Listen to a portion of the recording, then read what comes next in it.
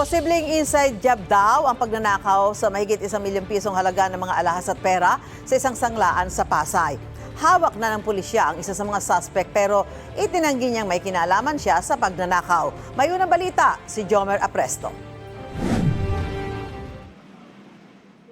Gabi nitong April 12 nang pasukin ang pinaniniwalaang termite gang ang pawn shop na ito sa Libertad, Pasay City. Sa ilalim ng kalsada, pumasok ang mga salarin matapos maghukay. Walang pasok ang mga empleyado noong araw na yon.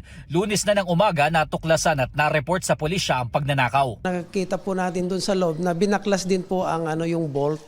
So meron po silang nakuha doon na approximately mga 1 million worth of jewelries, then 90,000 in cash.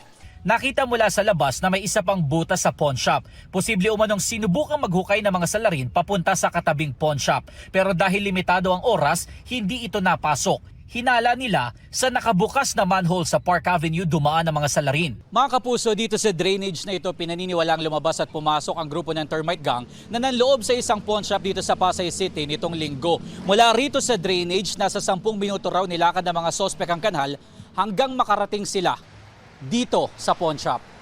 Sa reenactment ng pulisya, may kita kung gaano kasikip ang dinaanan mula sa pawn shop papunta sa drainage. Pero pagdating sa gitna, maluwag na pabalik sa nakabukas na manhole. Sinamantala raw ng mga salarin ng paghuhukay nitong nakalipas na Semana Santa.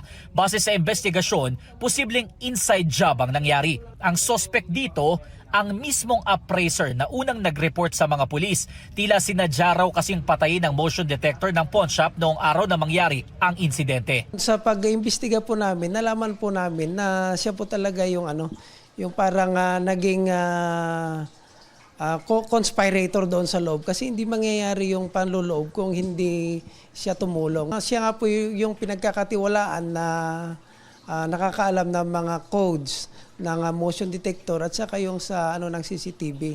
So nung tignan po natin yung laman ng CCTV, wala na pong makitang footage doon. Ayon naman sa appraiser, matagal na niyang inireport ang problema nila sa CCTV. Nung Wednesday, before yun nangyari, sir, na-report ko na po yun, sir.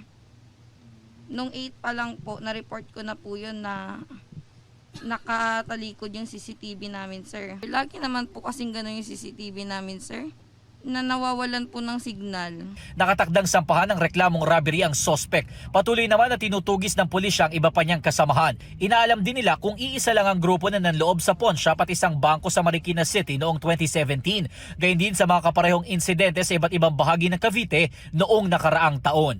Ito ang unang balita. Jomer Apresto, GMA News.